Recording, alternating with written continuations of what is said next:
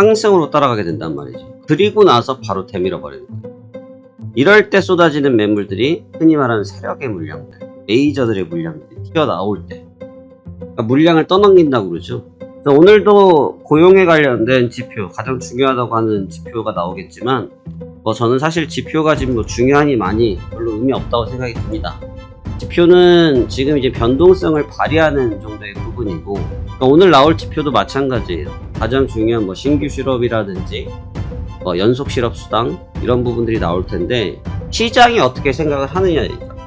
시장이 방금 말씀드렸던 것처럼 이 부분을 통해서 경기 침체냐 아니면 금리의 확장기냐 이런 부분으로 재해석이 어떻게 되느냐가 결국 변동성을 매입해주는 부분이기 때문에 그 점을 주목해서 보셔야 될 것 같습니다.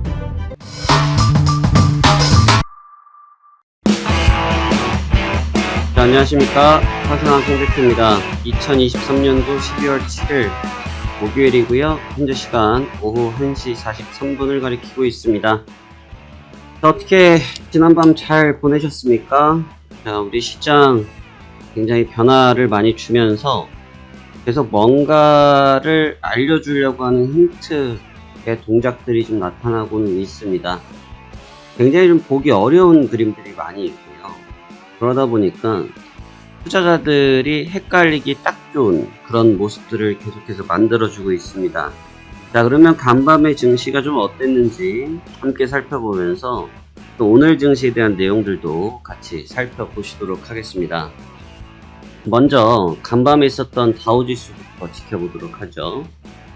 자, 지난밤 다우지수는 전거래일과 동일한 모습을 보였어요. 전거래일이 0.22% 하락을 했었고, 어저께 오늘 새벽에는 마이너스 0.19%로 하락을 하면서 연 이틀 조정을 받고 있습니다. 근데 이제 조정이라는 게 이게 단순하게 70이라는 숫자를 보면 이게 좀 많이 밀린 것 같은데, 이게 다우지수는 이제 지금 현재 가격이 36,000이기 때문에 코스피와는 좀 결이 달라요. 그래서 퍼센티지를 보시는 게 맞고요. 0.19% 하락을 했습니다.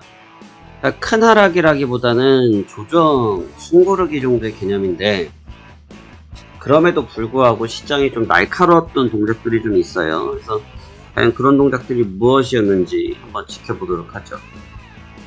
종가상의 지수만 보면 거의 변동성이 없었던 것처럼 보이지만 차트에서 보시다시피 고점을 다시 한번 갱신한 다음에 바로 하락을 했습니다. 그러니까 고점을 체킹하고 하락. 그래서 쉽게 말하면 고가가 강했고 저가가 낮았기 때문에 윗꼬리가 달린 음봉으로 마감이 됐죠. 근데 이런 구간들이 사실 좋지가 않아요. 그러니까 우리가 시장을 볼 때 주식이든 선물이든 옵션이든 코인이든 뭐든 다 동일합니다. 다 동일한데 무슨 현상일 때가 제일 조심스럽냐면 고점을 형성하고 매물이 쏟아질 때, 여기서 고점은 장중 고점, 그 시간대 고점 이런 게 아니고 주간 일봉상 고점, 직전 고점을 갱신했을 때, 갱신을 하자마자 떨어지는 음봉들이 나타날 때가 제일 위험합니다. 왜냐면 이 고점을 살짝 넘겨준다고 저희는 표현을 하는데, 이 고가를 살짝 넘겨주면 이게 어떤 현상이 생기냐면 투심이 급속도로 올라가요. 우리 빅스 지수, 공포 지수 이런 것도 보시죠. 마찬가지로 그런 지표적인, 보조지표적인 부분들이 여기서 고점을 살짝만 벗겨줘 버리면 껍질을, 우리 귤이 요즘 귤철이죠. 귤이 이렇게 생겼는데, 귤이 이렇게 생겼지 않습니까? 귤 껍질을 살짝만 벗겨주면 냅둬 보세요. 이 귤 상합니다. 근데 껍질을 벗기지 않은 상태에서 그대로 냅두면 안 상해요. 좀 더 오래 가겠죠. 똑같습니다. 고점을 살짝 벗겨버리면 모든 지표들이 호전 쪽으로 바뀌어요. 보조 지표들이. 그러면서 순간적인 투심이 달라져 버립니다. 제가 보조지표를 잘 안 쓰거든요. 제가 보조지표를 거의 안 써요. 보시다시피 지금 보는 게 전 전부 다이고, 특별히 보조지표라는 걸 사용하지 않는데, 가장 큰 이유는 뭐냐면 이런 구간들에서 속임을 당할 확률이 큽니다. 왜곡을 많이 당해요. 그래서 딱 하고 고점을 넘겨버리면서 거래량이 따라오고 지표가 개선이 되고 신호가 좋아지면 어떤 현상이 생기냐. 지금은 상승 때였으니까 상승으로 따라가게 된단 말이죠. 그리고 나서 바로 되밀어 버리는 거예요. 이럴 때 쏟아지는 매물들이 흔히 말하는 세력의 물량들, 레이저들의 물량들이 튀어나올 때, 그러니까 물량을 떠넘긴다고 그러죠. 우리 주식에서 보면 흔히 말하는 세력주들 어떤 현상이 많이 생겨요. 이미 바닥에서 한참 올려놓고 바닥에서 뭐 한참 올라오죠. 뭐 10배, 뭐 20배 한참 올라와요. 그 다음부터 언론에서 엄청 나오죠. 이건 뭐 200만원 가는 주식이다.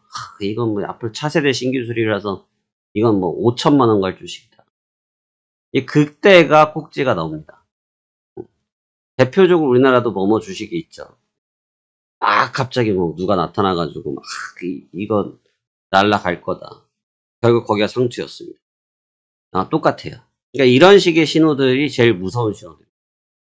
그러니까 진폭이 안 나왔기 때문에 뭐 엄청나게 확인이 되어지고 차관이 되어지는 부분은 아닙니다만 이러한 패턴은 항상 조심해야 된다. 인지하고 계시면 좋겠고요. 여하튼 어젠 그렇게 빠졌습니다. 근데 이제 또 중요하게 생각하셔야 될 게 뭐냐면 어저께 같은 경우는 지표 발표가 있었어요. ADP 지표, 고용에 관련된 지표가 있었는데 근래에는 이제 경제 지표에 대한 부분의 해석이 어떻게 보면 좀 정방향 해석을 하려고 하는 게 있어요. 우리가 고용이라든지 소매라든지, 소미라는 건 그냥 소비라고 표현할게요. 소비라든지 사실 이런 게 떨어지면 경기가 안 좋다라는 시그널이거든요. 안 좋잖아요. 왜냐하면 일자리가 없기 때문에 돈을 쓰는 걸 줄일 수밖에 없고, 일자리가 없으면 일을 하다가 밖에 외부 활동을 하면서 마시는 커피도 안 마실 거고, 샌드위치도 안 먹을 거고, 햄버거도 안 먹을 거고, 밥도 안 먹을 거고, 그쵸? 그러다 보니까 자연스럽게 자영업자들한테도 데미지가 생기겠죠? 그럼 자연스럽게 소매 지표가 떨어지겠죠? 사실 이거는 이런 지표가 나오면 되게 시장에는 본래 안 좋은데 이게 금리 인상기에서 금리 인하 또는 동결 구간으로 바뀌다 보니까 이러한 지표가 나오는 것이 오히려 연준이 공격적으로 금리를 압박해 줄 거라는 기대감 때문에 주가가 그동안 올랐었단 말이죠. 어제 같은 경우도 지표가 나온 직후에는 잠깐 좀 움직였어요. 지표가 나온 직후에는 잠깐 움직였습니다. 그러니까 잠깐 움직이면서 고가를 갱신을 했는데 문제는 뭐냐, 방금 말씀드린 것처럼 다우지수가 고점을 찍자마자 바로 한 큐에 대밀어 버리면서 급락을 맞아버렸어요. 종가 저가입니다. 종가 저가예요. 시작부터 장 끝날 때까지 반등 한 번 없이 그냥 밀려버렸어요. 그러니까 이게 지금 매물 소화 기간의 가장 무서운 점이에요. 그러니까 제가 최근 영상에서도 계속 말씀드린 게 뭐냐면 매수 자리는 잘 보여요. 매수를 할 수 있는 자리들이 너무 많아요. 지금 자리가. 그러니까 매수를 할 수 있는 자리들이 많은데, 롱이죠. 쉽게 말하면. 할 수 있는 자리들이 많은데 왜 그 매수를 못 잡냐면 지금은 진폭이 작으니까 이게 감흥이 없는데 이게 한순간에 얼짱기간에 매물이 소화가 끝나면 완전히 터져버릴 거예요. 본물 터지듯이. 근데 그게 언제인지 모르죠. 그걸 맞추는 게 싸움이죠. 그게 맞추는 게 기술이고. 제가 그래서 어제도 말씀드렸죠. 타이밍을 잡는 게 결국 숙제일 것이다.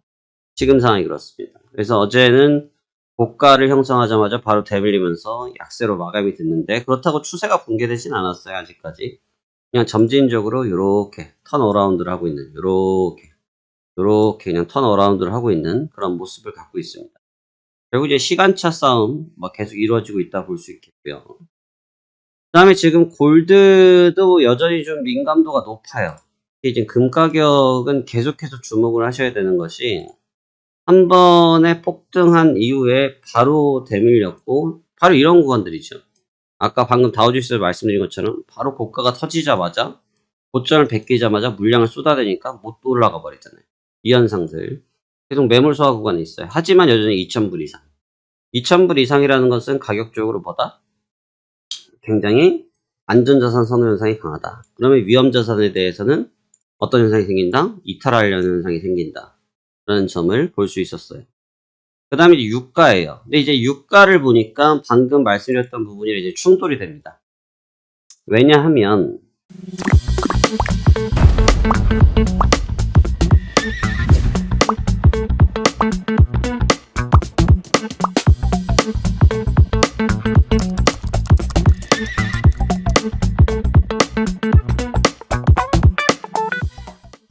방금 말씀드린 소비라든지, 그 다음에 생산이라든지, 일자리라든지, 이런 점에서 중요한 게 뭐냐면, 연준에서도 가장 많이 신경을 쓰는 게, 현재 소매, 실질 경기, 실물 경기라고 하죠.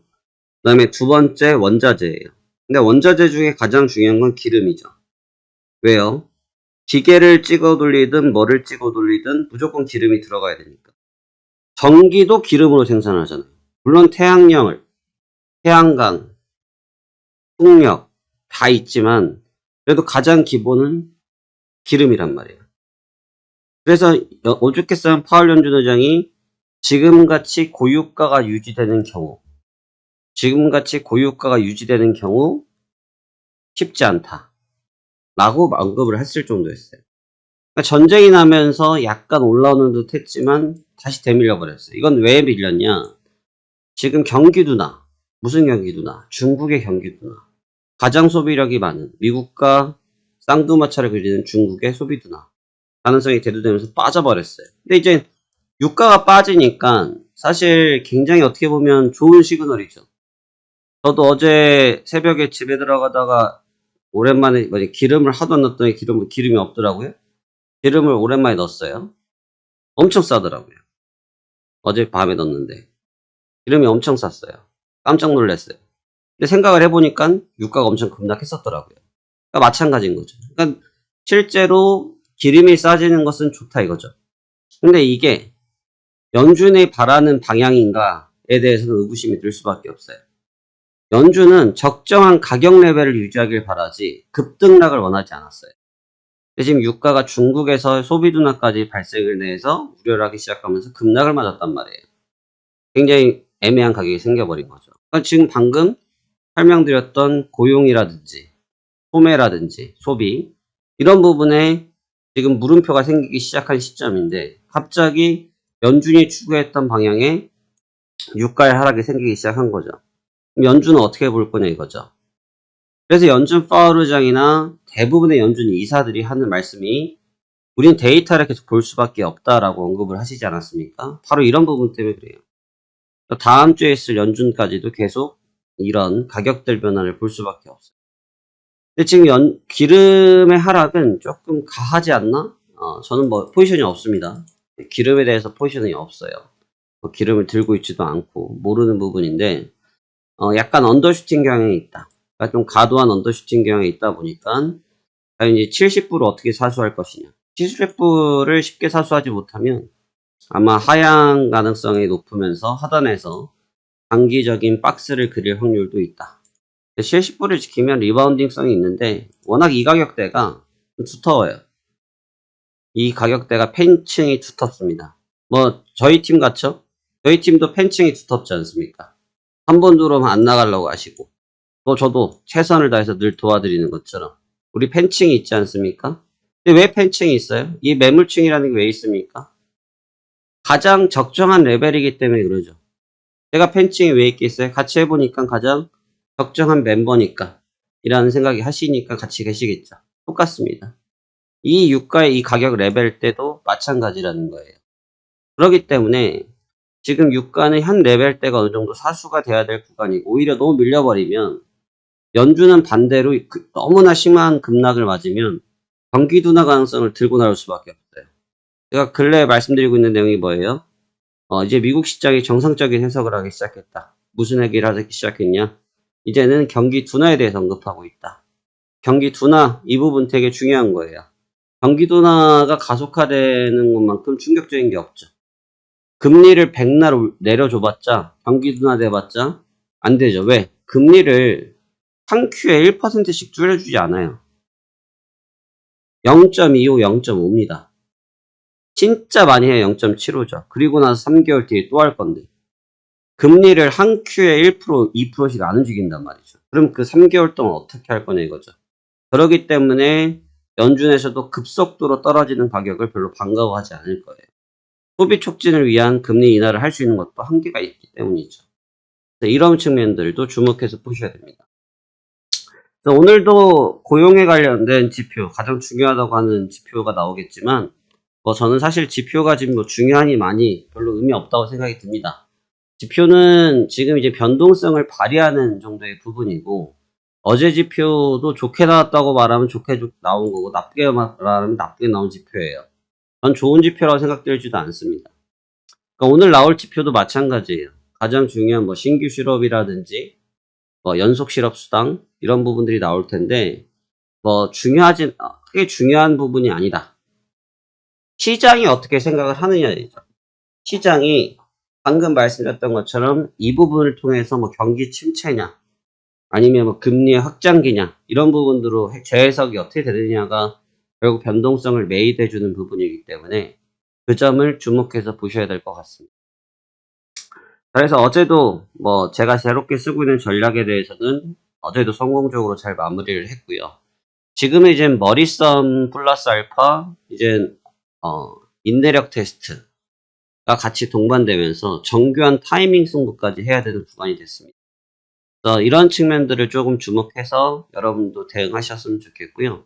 캔들 하나에 1위 힐비 하시면 안 됩니다. 파생 매매하시는 분들, 선물 매매하시는 분들, 이거 도박장 아니에요. 무슨 도박장에서 한번 칩 던지듯이 던지시는 경우들이 있는데 그렇게 하시면 안 됩니다. 이 시장에서 살아남으려고 하시면 시장과 함께 호흡하셔야 되고 시장을 좀 진실되게 봐야 되고 또 시장에 실제로 말하고 싶어하는 내용이 무엇인지.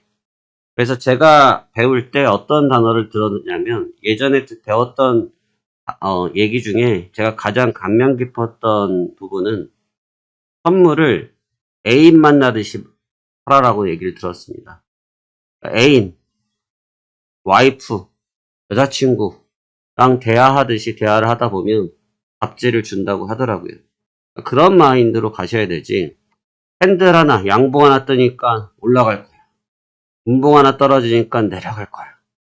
또 올라가니까 올라갈 거야. 또 떨어지니까 내려갈 거야. 세 번째 되니까 에라이 모르겠다. 이렇게 하면은 연애가 성공이 안 되죠. 연애라는 건 기본적으로 밀당이라는 게 있는데 그럼 연애를 할 수 없겠죠. 마찬가지입니다. 그래서 선물에 대해서 선물이 진짜 나에게 해주고 싶은 이야기가 무엇인지 그 측면을 좀 더 집중적으로 바라보셨으면 좋을 것 같습니다. 자, 오늘 제가 드릴 수 있는 내용은 이 정도입니다. 중요한 승부 구간이고 제가 너무 과도하게 방향이라든지 이런 부분에 대해서 어필을 해봐야 여러분들의 투심을 가릴 뿐 여러분들이 지금 제가 드렸던 이 내용을 베이스를 통해서 주변 데이터들을 같이 살펴보신다고 하면 분명히 여러분들께서도 좋은 해답지를 찾을 수 있으리라 생각이 들어집니다. 해당 내용에 대해서 함께 체험해보고 싶으시고 궁금하신 분들께서는 화면 하단에 고정 댓글 내용 확인해 보시길 바라겠으며 영상을 보시고 궁금한 점 있으시면 댓글창에 남겨주시면 관련된 내용으로 1대1 답변은 드릴 수 없습니다만 다음 영상을 촬영할 때 해당 내용 반영해서 같이 올려드리도록 하겠습니다.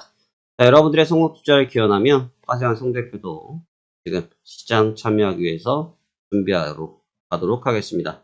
오늘도 성공 투자 기원합니다. 감사합니다. 화세환 송대표였습니다.